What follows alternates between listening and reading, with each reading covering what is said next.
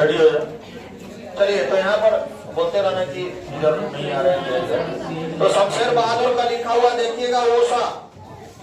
ऊषा यानी देखिए, ऊषा जो समय है भोर की बात बता रहे हैं, भोर के समय की बात बता रहे हैं ऊषा।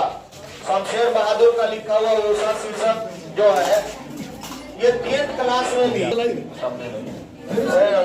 ऊषा शीर्षक कहानी जो है, ये कविता शमशेर बहादुर का लिखा हुआ। शमशेर बहादुर ये प्राकृतिक कवि कहा जाता है इनको। एक चीज और दिमाग में बैठा लीजिए, ये कवियों के कवि हैं, ठीक है ना, कवियों के कवि कहे जाते हैं शमशेर बहादुर। और उषा जो समय है ना, उषा के कलर कैसा होता है, जब भोर होता है ना, अंधेरा छटता है, अभी उजाला पूर्ण रूप से नहीं हुआ रहता है ना, उसको हम लोग कहते हैं उषा। अब इसको बस इतना देखना है कि उषा का जो है किस तरह से विश्लेषण किया गया। ये कहते हैं कि प्रातः नभ था, जो प्रातः का जो नभ था ना, आसमान, नभ, नभ माने आसमान, प्रातः का जो नभ था ना, तो ये बहुत नीला शंख जैसा। शंख को देखोगे, शंख जो होता था, शंख, शंख कैसा होता है, पूरा व्हाइट नहीं होता है, पूरा व्हाइट नहीं होता है, थोड़ा सा नीला टाइप का होता है। तो यहाँ शमशेर बहादुर कहते हैं कि प्रातः नभ था बहुत नीला शंख जैसा। भोर का नभ, जो भोर का नभ था ना, आसमान, ये भोर का जो आसमान था, ये कैसा था, अलग अलग डिफिनेशन दिया गया है। भोर का नभ जो है, ये जो है शंख जैसा था, भोर का नभ। एक और इसमें एग्जाम्पल दिया गया है, राख से लिपा हुआ चौका। चौका तुम इंग्लिश में किचन कह सकते हो। राख से लिपा हुआ चौका, और चौका जब राख से लिपा हुआ रहेगा ना, तो देखोगे कि कलर कैसा, मटमैला और हल्का सा काली, काला थोड़ा सा। ये जो है अभी गीला पड़ा हुआ है, लगता है कि ना कि अभी अभी चौका लीप करके क्या किया गया, अभी गीला पड़ा हुआ है। तो राख से, एक तो क्या है, शंख के जैसा, भोर का नभ, भोर का आसमान कैसा। उषा का दर्शन करना है ना, तो आप भोर में उठिए, 4 बजे भोर में, 4 बजे भोर में उठना होगा, तब जाकर के उषा का दर्शन होगा। तो उषा का जो नभ होता है आसमान उस टाइम में, तो भोर का नभ जो होता है, 2-3 को एग्जाम्पल यहाँ पर शमशेर बहादुर सिंह ने, यहाँ शमशेर बहादुर ने बताया कि भोर का नभ जो है नीला शंख के जैसा। एक चीज और दिमाग में, नीला शंख के जैसा।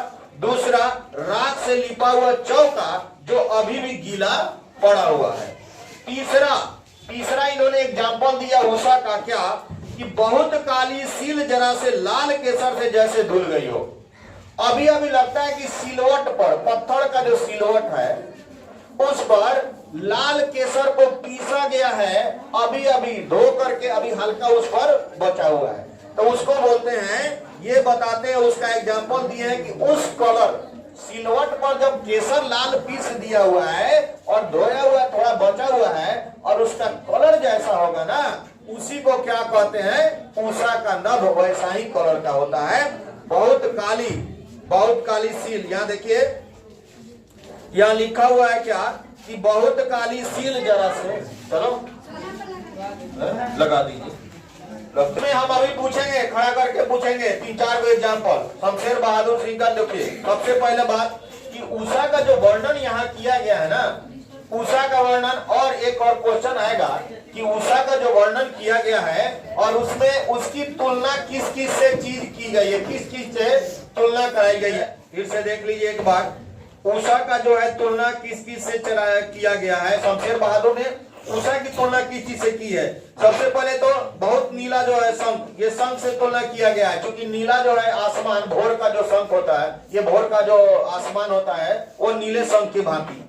दूसरा, भोर का नभ। और एक और इसमें तुलना कराया गया है कि भोर का जो उषा की हम जो बात कर रहे हैं कि उषा का रात, जो उषा जो बीतेगा ना, रात जब बीतेगा, मतलब अंधेरा छटेगा, उजाला अभी पूर्ण रूप से नहीं हुआ है, वही उषा कहलाता है। तो उस समय का आसमान कैसा होता है, तो उस समय का आसमान नीला शंख के जैसा, राख से लिपा हुआ चौका जो अभी गीला पड़ा हुआ है, ऐसा लगता है उस समय का आसमान का कलर। जा करके देखिएगा कभी तो आपको पता चलेगा, देखिए कैसा होता है, ठीक है ना।